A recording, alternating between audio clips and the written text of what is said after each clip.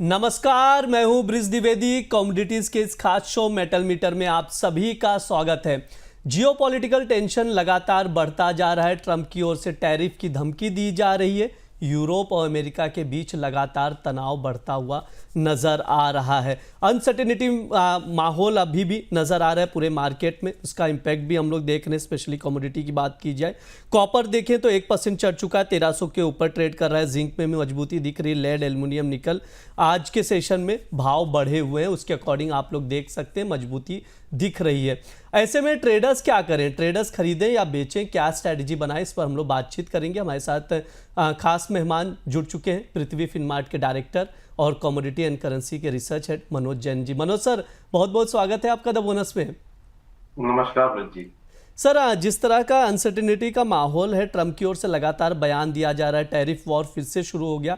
हमें लग रहा था कि 2026 में टैरिफ खत्म होता हुआ नजर आएगा, सॉल्यूशन निकल गया है। उम्मीद की जा रही थी भारत और यूएस भी बातचीत करेंगे, टैरिफ खत्म होगा। लेकिन जिस तरह से वेनेजुएला पर पहले हमला किया गया, अब ग्रीनलैंड के आक्रमण की बातचीत की जा रही, कब्जे की बातचीत की जा रही है।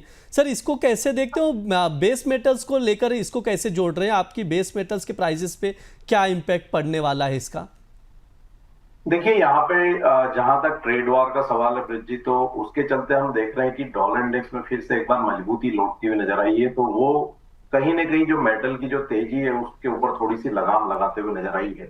लेकिन जिस तरह से यहाँ पे रिसोर्सेस के हम कह सकते हैं कि जल्द चलते जो टकराव देखने को मिल रहा है, पहले यहाँ पे चाहे वो वेनेजुएला को कैप्चर करने की बात हो या जैसे ग्रीनलैंड को कैप्चर करने की बात हो रही है, तो यहाँ पे हम देख रहे हैं कि साफ तौर पे जो है पूरी जो लड़ाई है वो रिसोर्सेस की है। और जो पेपर करेंसी वर्सेस जो रियल असेट है उसके बीच में ये पूरी जो ग्लोबल डायनामिक्स जो है वो देखने को मिल रहे हैं। और अभी यूएस यहाँ पे जो है उन सारी चीजों को कंट्रोल करने के लिए एक अहम रोल जो है यहाँ अदा करता हुआ नजर आ रहा है। तो हमारा मानना है कि ये जो अनसर्टेनिटी है बनी रहेगी।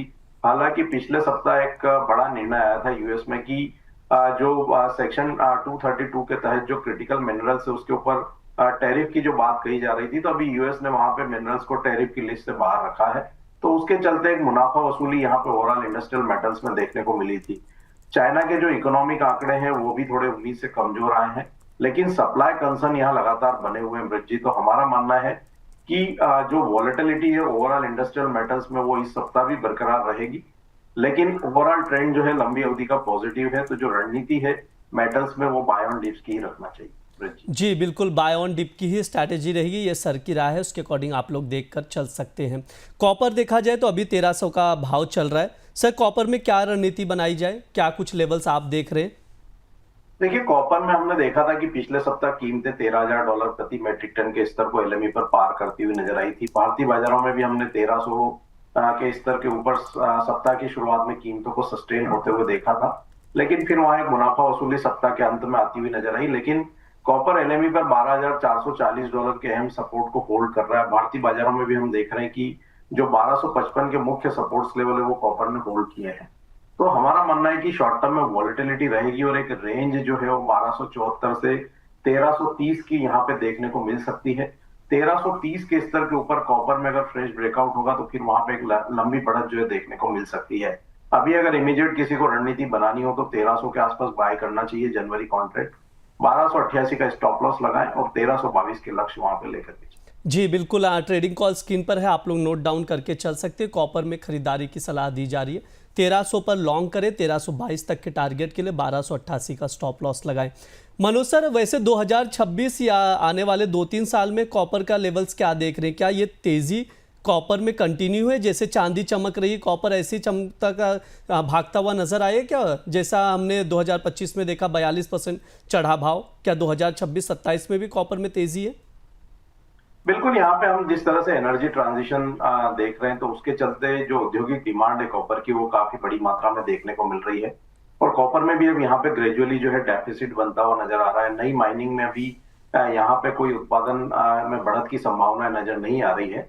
तो उसके चलते वर्ष 2026 में भी यहाँ पे जो डिमांड है वो बेहतर रहेगी और उसके सामने जो सप्लाई के कंसर्न है वो बने रहेंगे। वर्ष 2026 में कॉपर को हम एलएमई पे 16,000 से $16,500 प्रति मेट्रिक टन तक जाते हुए देख रहे हैं। और भारतीय बाजारों में भी जो कीमतें हमारा मानना है कि 1660 तक के स्तर जो है M6 पर देखने को मिल सकते हैं। तो काफी मजबूत यहाँ पे फंडामेंटल्स है और उसके चलते वर्तमान जो लेवल से वहां से भी लगभग 25% तक की बढ़त इस वर्ष के दरमियान कॉपर में देखने को मिल सकती है। जी बिल्कुल, ये कॉपर को लेकर लॉन्ग टर्म व्यू है सर का। सर जिंक पर भी आपसे राय लूंगा, 314 के करीब का भाव चल रहा है, ½ % चढ़ा हुआ है। सर क्या राय रहेगी, क्या रणनीति बनाई जाए जिंक में?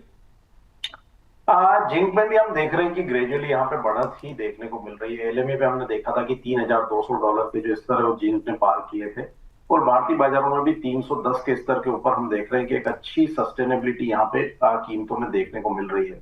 तो यहाँ भी ग्रेजुअली बढ़त देखने को मिलेगी। अगर रणनीति बनानी है तो 313 के स्तर पर जनवरी कॉन्ट्रैक्ट बाय करके चलिए, 310 का स्टॉप लॉस रखिए और टारगेट 318 के रखिए।